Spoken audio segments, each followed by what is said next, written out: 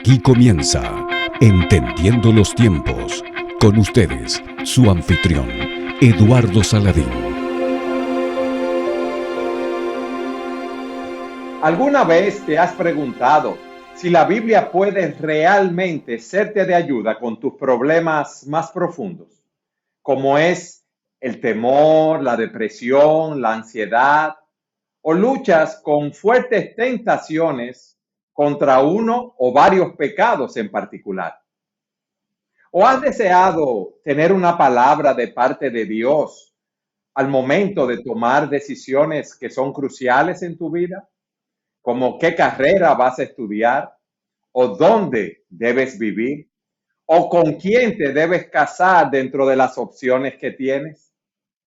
¿Alguna vez has pensado que la Biblia no es suficiente para vivir una vida de fe en el mundo moderno?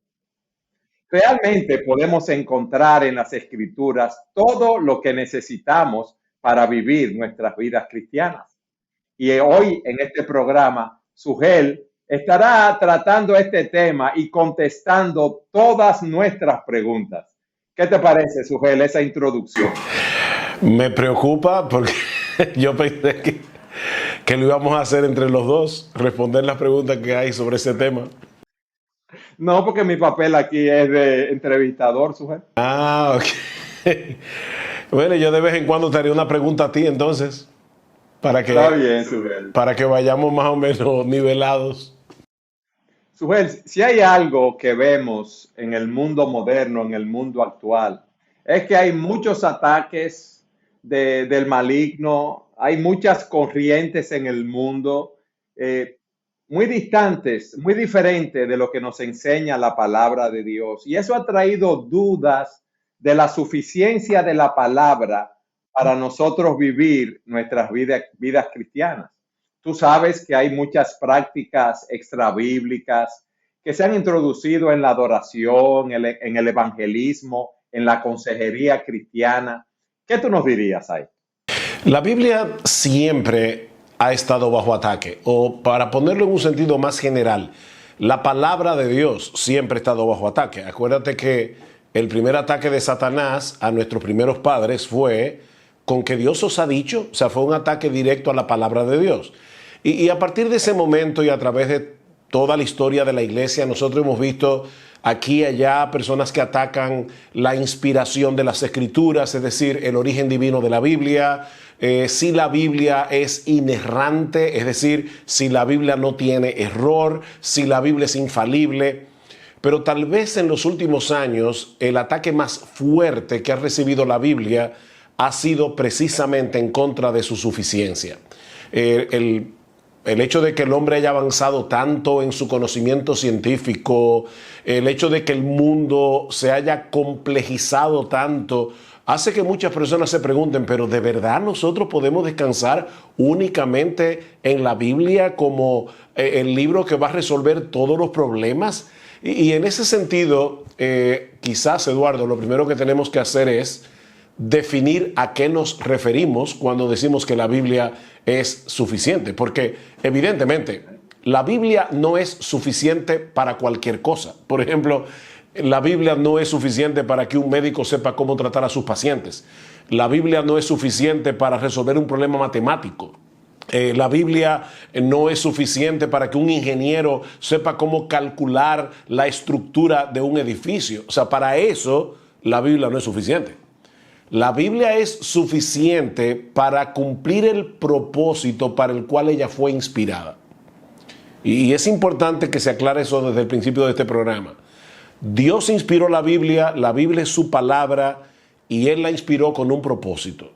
Y el punto nuestro es, la Biblia cumple cabalmente el propósito para el cual Dios nos la dio. Ok, las Escrituras nos hablan de todas las cosas que son necesarias para glorificar a Dios.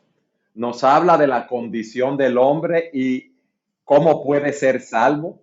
Nos habla de la fe y la vida, cómo debemos vivir nuestra vida aquí. Todo eso está en las Escrituras. O sea, todo lo que nosotros necesitamos saber para conocer a Dios y ser salvos, para poder glorificarle, como dice nuestra confesión de fe, ¿verdad? Para vivir una vida de fe y obediencia, que sea agradable a Dios.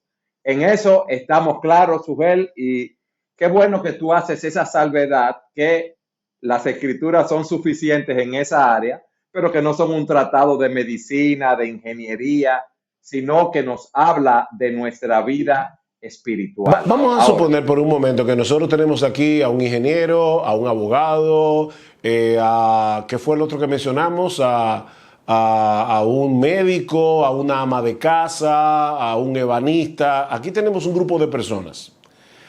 ¿Para qué la Biblia es suficiente? Bueno, por un lado, para mostrarle a ese médico, ese abogado, esa ama de casa, cómo ellos pueden conocer a Dios en Cristo, cómo ellos pueden ser salvos, cómo ellos pueden resolver el más grande de sus problemas, que es el hecho de que nosotros somos pecadores y necesitamos reconciliarnos con Dios. Eduardo, nosotros no necesitamos ningún otro libro aparte de la Biblia para que nos muestre cómo nosotros podemos hacer eso. Pero la Biblia también es suficiente para mostrarle a ese ingeniero, a ese abogado, a ese médico, a esa ama de casa, cómo ellos pueden desempeñar sus diferentes roles glorificando a Dios en cada uno de ellos.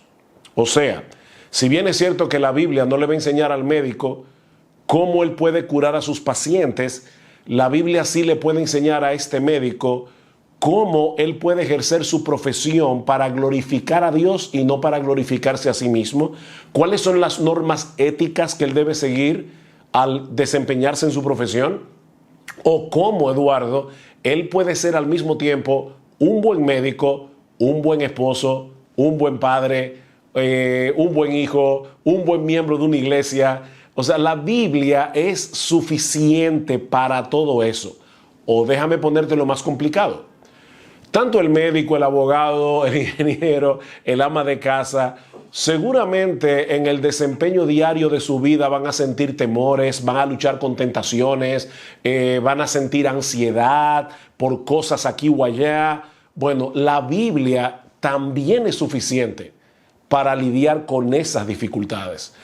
Pero si vamos a un plano todavía más general, la Biblia es suficiente para que los pastores sepan cómo deben guiar la iglesia. La Biblia es suficiente para que nosotros sepamos cómo se supone que una iglesia evangeliza a los perdidos, o cómo nosotros debemos conducir un servicio de adoración, o cómo nosotros podemos desempeñar nuestra labor ministerial. La Biblia es suficiente. De hecho, dice Pablo en 2 Timoteo capítulo 3, versículo 16, toda la escritura es inspirada por Dios, y fíjate que ahora dice, y útil para enseñar, para corregir, para redarguir, para instruir en justicia, a fin de que el hombre de Dios sea perfecto o cabalmente maduro, enteramente preparado para toda buena obra. Todo lo que el pastor necesita para guiar a las ovejas de una manera que glorifique al Señor, él lo tiene en la Escritura. Eduardo, fuera de la Biblia, para hacer todas esas cosas, nosotros no necesitamos nada más. Sugel, tú has definido lo que es la suficiencia de las Escrituras, pero a mí me gustaría que tú nos probaras eso ahora a través de la Biblia. Bueno, así como la Biblia dice que ella es inspirada, así como la misma Biblia dice que ella es inerrante, sin error, que es infalible, la Biblia dice de ella misma que ella es suficiente. Y hay varios pasajes que nosotros podemos buscar, pero yo creo que el mejor de todos, el más amplio tal vez, es el Salmo 19. Y por eso yo quisiera concentrarme en este salmo. Este es un salmo interesante, Eduardo, porque habla de la revelación de Dios, tanto de la revelación general, es decir, cómo Dios se revela a través de la creación, como de la revelación especial, que es la revelación escrita. De hecho, el Salmo 19 comienza con una oración, una declaración muy conocida para los creyentes. Los cielos cuentan la gloria de Dios, el firmamento anuncia la obra de sus manos. O sea, la creación es un libro que nos habla del poder de Dios, de la sabiduría de Dios. Pero lo cierto es que la creación no me dice cómo es Dios, la creación no me dice cuáles son las normas éticas que yo debo seguir, no me dicen cuáles son los mandamientos de Dios, la voluntad de Dios. Hay un montón de cosas que la creación no me enseña. La creación no me enseña cómo yo puedo ser salvo. Y es por eso que yo necesito la Biblia. Y precisamente el Salmo 19, en la segunda mitad, comienza a hablar de la revelación escrita. ¿Y qué nos dice el Salmo 19 de la revelación escrita? Vamos por parte. Salmo 19, 7. La ley del Señor es perfecta, que restaura el alma. La palabra ley, que aparece allí en la palabra Torah, que significa enseñanza. Aunque normalmente nosotros solemos pensar en la ley como en mandamientos, y otros tal vez piensan en los primeros 5 libros de la Biblia, el Pentateuco. Lo cierto es que la Torah es todo lo que Dios ha revelado en su palabra, porque es toda la enseñanza de parte de Dios.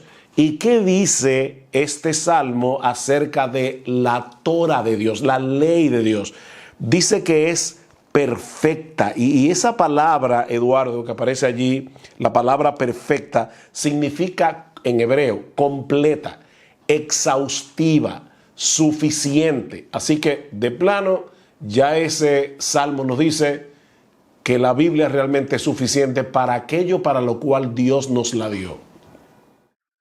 Una pregunta, Sugel. Entonces, cuando habla de que es completa, es en relación a la verdad divina. O sea, vamos a decirlo de esta manera, es una regla completa de nuestra vida de fe y de obediencia al Señor. Y es exhaustiva en ese aspecto. O sea, hay cosas evidentemente que a nosotros quizás nos hubiera gustado que Dios nos las revelara en la Escritura, que tienen que ver con nuestra vida de fe. Sin embargo, Dios no nos dice todo lo que nosotros quisiéramos saber, pero sí nos dice en su palabra todo lo que necesitamos saber. Y son dos cosas diferentes, Eduardo, porque en Deuteronomio 29, 29 dice: las cosas reveladas son para nosotros, las secretas son para Dios. Hay cosas que Dios nos las revelará en el cielo cuando nosotros entremos en su presencia, tal vez porque en este momento ni siquiera estamos preparados para poder entenderlas, pero todo lo que necesitamos para una vida que glorifique a Dios, en comunión con Dios, para la gloria de Dios, lo tenemos en la Escritura, y eso es lo que el Salmo está diciendo. De paso, fíjate que dice: la ley del Señor es perfecta. ¿Y qué produce?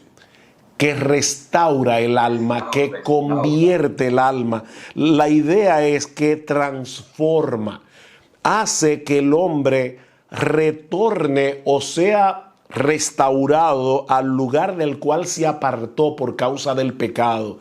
Nosotros llegamos al Señor Jesucristo muy dañados, Eduardo, con muchas ideas equivocadas, muchas mentiras en la mente que tienen que ser despejadas por la palabra del Señor.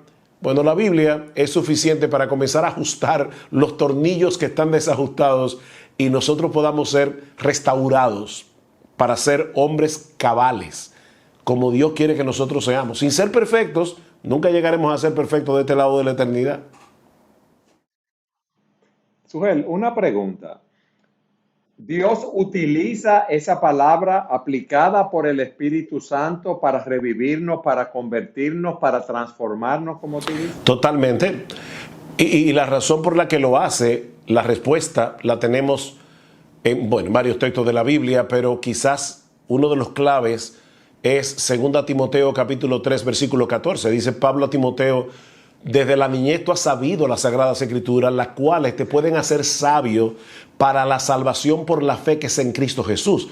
Entonces, todo lo que yo necesito saber acerca de Cristo como Salvador, de Cristo como Redentor, todo lo que yo necesito saber del Evangelio, cómo yo puedo conectarme con Dios a través de Cristo, lo tengo únicamente en la Biblia. No hay otro libro que pueda ayudarnos en ese sentido. Qué bueno es oír eso, Sugel. Por eso, cada día más debemos apegarnos a esa suficiencia de las Escrituras, a la Biblia, predicar la Biblia y olvidarnos de todas esas corrientes extra bíblicas que vemos a nuestro alrededor. Lamentablemente, como el hombre de hoy, y incluyendo algunos que profesan ser creyentes, no tienen esa confianza en la suficiencia de las Escrituras, tienen que estar buscando aquí y allá respuestas que ya están en la Biblia. Por supuesto, Eduardo, Dios no nos dice todo en la Biblia de la misma forma. O sea, la Biblia no es un manual, vamos a decir así, en orden alfabético, que yo digo, bueno, deja buscar en la C, crianza de hijos, o déjame buscar en la M de matrimonio. No, la Biblia me enseña a través de mandamientos directos, a través de mandamientos indirectos, me enseña a través de principios generales, me enseña a través de ejemplos. O sea, la Biblia tiene muchas formas de enseñarnos la verdad, pero lo importante es que yo entienda que es un manual completo. De hecho, fíjate lo que sigue diciendo en el versículo 7. Dice, el testimonio del Señor es seguro. Y la palabra allí es fiel, es fidedigno. O sea, Dios no tuerce la verdad. Dios no dice una cosa por otra. La palabra de Dios es fiel. ¿Y qué produce? Dice, hace sabio al sencillo. Y esa palabra sencillo, la idea que da es de un simple. Tú ves esas personas que son súper crédulas, que lamentablemente tienen la mente abierta para todas las teorías que se inventan los hombres de aquí a allá. Increíblemente, Dios puede tomar a un hombre simple, así de crédulo, y si él se apega a la Escritura, hacerlo sabio, para que sepa distinguir la verdad del error, para que sepa distinguir entre lo bueno y lo excelente, para que sepa discernir. Nosotros necesitamos discernir. Eduardo, hay tantas decisiones que el hombre debe tomar para las cuales necesita sabiduría. Pero yo necesito una base estable y segura sobre la cual construir mi vida. Y esa base es la palabra de Dios. ¿Qué más nos dice ese salmo? Bueno, dice en el versículo 8, los preceptos del Señor son rectos, que alegran el corazón. A mí me llama esa línea muchísimo la atención, porque lo que está diciendo, por un lado, es que todo lo que nos ordena la Biblia viene con el peso y la autoridad del mismo Dios. Yo sé que los cristianos estamos tan acostumbrados a escuchar la Biblia es la palabra de Dios, que yo me temo, Eduardo, que nosotros perdamos de vista lo glorioso que es tener en nuestras manos un libro como este, que es la palabra de Dios. O sea, lo que aquí dice, amén, lo dice Dios. Ahora, si eso es así, ¿qué produce el hecho de que tú le hagas caso a la Biblia en vez de hacerle caso a las opiniones humanas que se oponen a la Biblia, o en vez de hacerle caso a la inclinación de tu propio corazón, a tus propias opiniones? ¿Cuál será el resultado de tú hacerle caso a Dios? Gozo, Sujel, alegría, como dice el texto aquí, porque vamos a estar andando en el camino de Dios y vamos a tener, como dice un autor, la sonrisa de Dios en nuestro corazón. Sin embargo, lamentablemente, ¿qué piensan muchas personas cuando escuchan hablar de los mandamientos, los preceptos de Dios, que son una camisa de fuerza?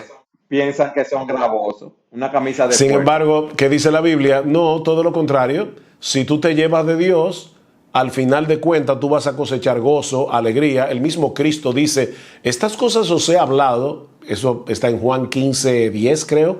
Estas cosas os he hablado para que tengáis mi gozo en ustedes y que vuestro gozo sea completo. O sea, yo les estoy hablando palabras que al final de cuentas son las que van a hacer que su vida camine bien. Así que hazle caso a Dios. Sí. Lo que pasa, Sujel, es que nosotros le hacemos caso a Dios muchas veces cuando vemos que las cosas están saliendo bien. Pero en el momento que viene una situación difícil, nos consideramos tan inteligentes, tan sabios, que decidimos seguir por nuestro propio camino. Y ahí es que nos va mal, ahí es que pecamos, y ahí es que la carga de ese pecado nos quita el gozo en el corazón. Es verdad que a veces hacer la voluntad de Dios te va a traer problemas. Eso es cierto. Pero el gozo del que está hablando aquí no es una alegría superficial que va a venir de manera instantánea.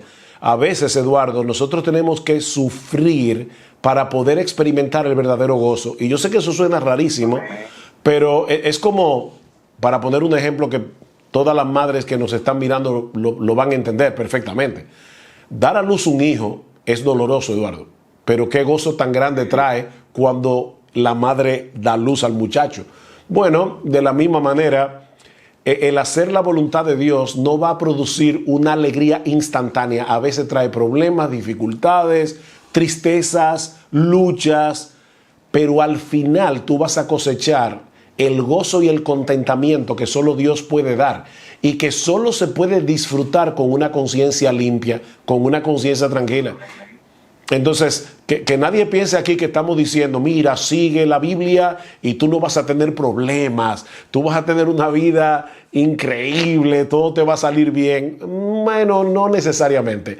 O por lo menos, no te va a salir bien en lo que respecta a cómo la gente define eso. Pero te va a ir bien a la manera de Dios. Y eso es lo que queremos, Sujel. Ese salmo dice en cuarto lugar que el mandamiento del Señor es puro, que alumbra los ojos. ¿Qué significa eso?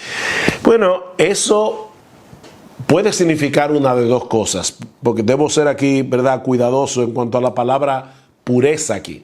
Puede ser que se esté refiriendo al hecho de que la Biblia no tiene error, que la Biblia nunca te va a guiar hacia el pecado, o puede ser, y es lo que personalmente yo creo que el Salmo significa, que esté diciendo que la palabra de Dios no es complicada como para que tú no puedas entenderla. De hecho, fíjate que dice que el temor del Señor es limpio, el mandamiento del Señor es puro, que alumbra los ojos.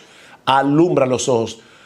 Es verdad que la Biblia tiene algunas partes que son complicadas, pero son complicadas no porque Dios esté jugando a las escondidas con nosotros o porque Dios haya puesto las cosas tan difíciles que se necesite de un super coeficiente intelectual para que uno pueda entender la Biblia. Mire, Eduardo, las doctrinas claves de las Escrituras son tan fáciles que cualquiera las puede entender. Y las partes de la Biblia que pueden ser difíciles para nosotros son difíciles por nuestras propias limitaciones como seres humanos. A veces nosotros no tenemos todo el entendimiento de la gramática, a veces no conocemos el contexto, a veces no conocemos toda la historia y por esa razón se nos puede hacer difícil entender algunas partes de las Escrituras. Pero Eduardo, todo lo que nosotros necesitamos para glorificar a Dios, conocer a Dios, arrepentirnos de nuestros pecados, vivir para su gloria, de verdad está tan fácil en la Escritura que tú no te vas a extraviar. Por eso creo que era Mark Twain que decía, a mí no me preocupa de la Biblia esas partes que yo no entiendo, lo que a mí me preocupa son las que yo sí entiendo, porque son las que yo no quiero cumplir muchas veces. Así que la Biblia no es un rompecabezas súper complicado que tú tienes que ser casi un Einstein para poder entenderla. No. Sujel, ¿qué más nos dice ese texto? Bueno, dice que el temor del Señor es limpio, que permanece para siempre. Y es sorprendente que el hecho de que ahí se equipare la palabra escritura con temor, y del temor obviamente del que se está hablando allí, es esa reverencia, ese asombro por la persona de Dios. O sea, la Biblia nos provee todo lo que nosotros necesitamos para ver a Dios en toda su grandeza, de tal manera que nosotros nos quedemos asombrados, sorprendidos, podamos reverenciar al Señor.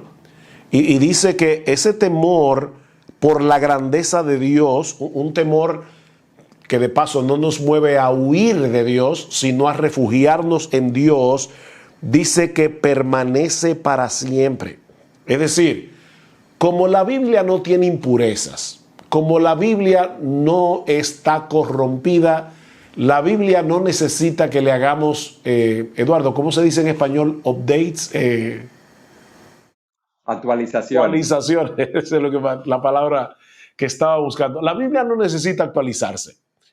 La Biblia dice lo que dice y ella no pasa. O sea, Cristo dice, el cielo y la tierra pasarán.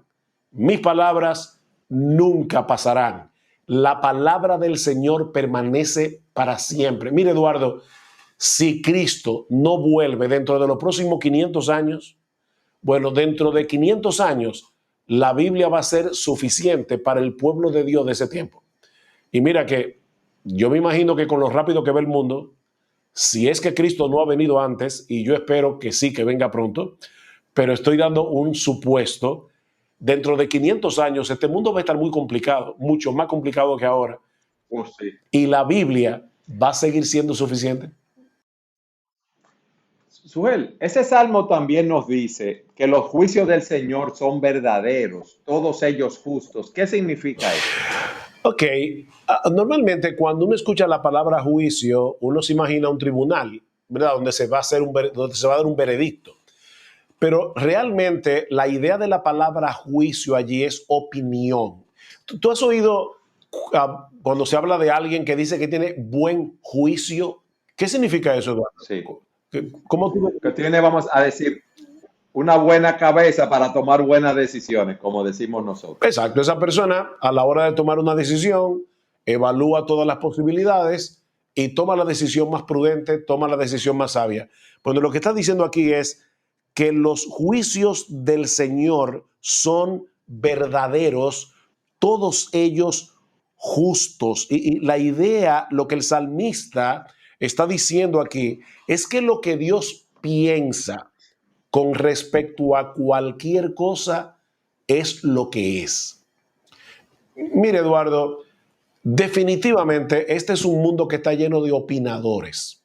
Y uno de los problemas que nosotros tenemos hoy, sobre todo con el alcance que nos ha dado la Internet, es que nosotros tenemos a la mano un montón de opiniones con respecto a un montón de cosas.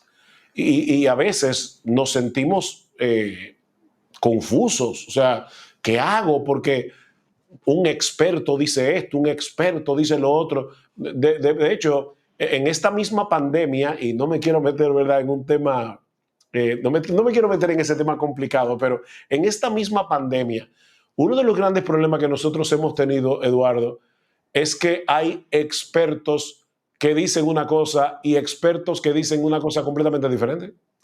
Entonces, ¿qué hago? ¿Cómo yo puedo guiar mi vida en medio de este mar de opiniones? Bueno, mira, cuando tú tienes una opinión de Dios revelada en su palabra, ya no hay nada más que hablar. Sigue la opinión de Dios. Claro, obviamente, Bueno, perdón, Eduardo, déjame aclarar algo aquí.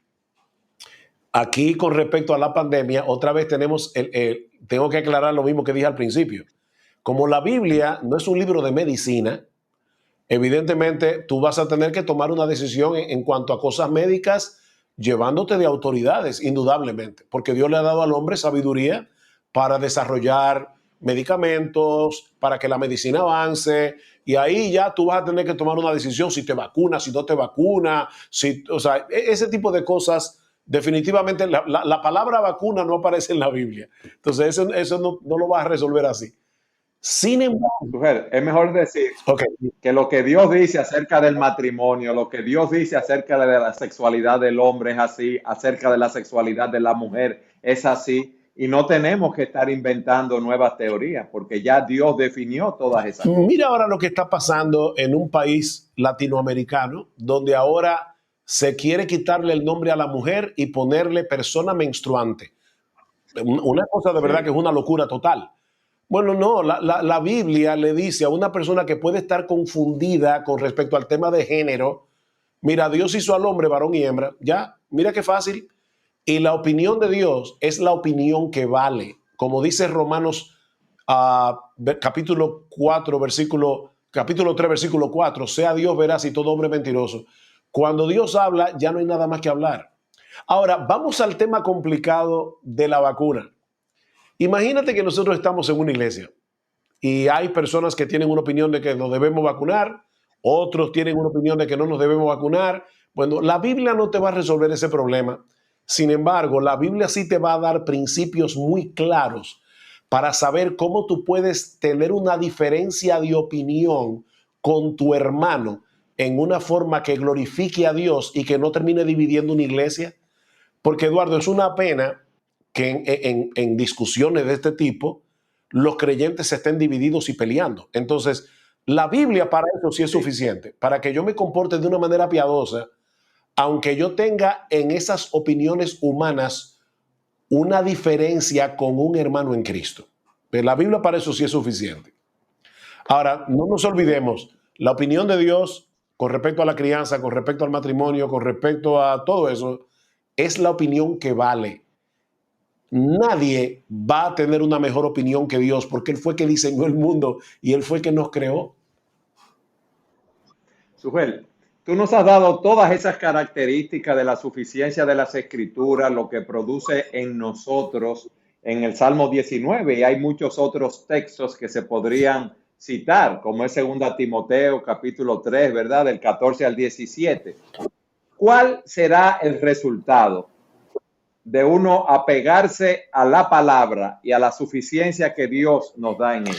Bueno, indudablemente, si tú te llevas de Dios, tú estás construyendo, como dice el mismo Cristo, y Cristo responde a tu pregunta en Mateo 7, tú estás construyendo una casa sobre roca, o sea, tú estás construyendo una casa sobre un fundamento sólido. El Señor Jesucristo dice, el que oye mis palabras y las hace, es como el hombre prudente que edificó su casa sobre una roca.